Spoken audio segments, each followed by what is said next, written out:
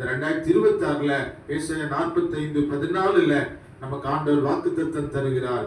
உன்னிடத்திற்கு தாண்டி வந்து உன்னுடையதாகும். ஆமென் சொல்லலாங்களா? ஸ்தோத்திரம். அந்த வசனத்துல பாருங்க, 1, 2, 3, 4வது லைன்ல இருக்கு. பிள்ளைங்களுக்காக சொல்றோம், சரிங்களா? 4வது லைன்ல இருக்கு பாருங்க, உன்னிடத்திற்கு தாண்டி வந்து உன்னுடையதாகும். அதை நீங்க மனப்பாடம் பண்ணி வைத்துக்கொண்டு, இது ரொம்ப கஷ்டம்லாம் இல்லை, ஏற்கனவே நம்ம அறிக்கை பண்ணியிருக்கிறோம். ஆகவே உன்னிடத்திற்கு தாண்டி வந்து உன்னுடையதாகும் என்று ஆண்டவர் நமக்கு வாக்குத்தத்தம் தந்து கடைசியாக கர்த்தர் சொல்லுகிறார் என்று நாம் இந்த காரியங்களை முக்கியப்படுத்துகிறோம். இப்ப 2026ல ஸ்தோத்திரம், ஆண்டவர் என்ன பேசுகிறார், என்ன வாக்குத்தத்தம் தந்தார்னு நம்ம இடத்துல கேட்டா நம்ம எல்லாரும் சொல்லணும், தாண்டி வந்து என்னுடையதாகும். அப்படின்னு சொல்லலாங்களா? ஸ்தோத்திரம். நிறைய இன்டர்வியூல சிலர் இப்படி வேலை கிடைச்சுன்னு கேட்டா, பலரை தாண்டி வந்துதான் எனக்கு கிடைச்சது அப்படின்னு சொல்லுவோம். சில ட்ரெயின்ல எல்லாம் புக் பண்ணியிருப்பாங்க, வெயிட்டிங் லிஸ்ட்ல சிலது வந்துடும்.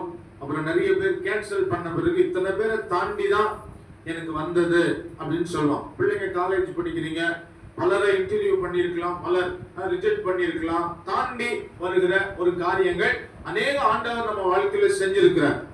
அப்ப இதுவரை செய்தவர் இனி விசேஷித்த ஒரு ஆசீர்வாதத்தை, நன்மையை ஆண்டவர் தாண்டி வர செய்ய நம்முடைய தேவன் இந்த காலை வேளையில அவர் வல்லவராக, நல்லவராக நம்முடைய ஆண்டவர் இருக்கிறார். ஆமென் சொல்லுவோமா? சத்தமா ஆமென் சொல்லுங்க. 3 காரியங்களை சுருக்கமா தியானிக்க போறோம். இந்த ஏசாயா 45:14 வாசிக்கிற ஒன்று, எகிப்தினுடைய சம்பாத்தியம், அப்படிதானுங்களா?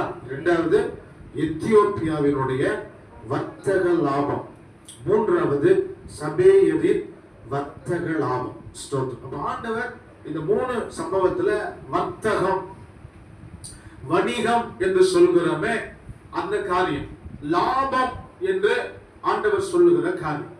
அப்ப தேவனுடைய பிள்ளைகளா இருக்கிற நம்ம வாழ்க்கையில, குறிப்பா பொருளாதாரத்துல ஆண்டவர் ஒரு பெரிய ஆசீர்வாதத்தை தரப்போறார். சத்தமா அல்லேலூயா சொல்லுங்க. சத்தமா அல்லேலூயா சொல்லலாமா? ஆண்டவர் அதை தருவார். பண நெருக்கடி, பண சூழல், அந்த நிலைமையோடு நம்ம ஒவ்வொருத்தரும் நினைத்த அளவுக்கு இந்த காரியங்களை செய்ய முடியல.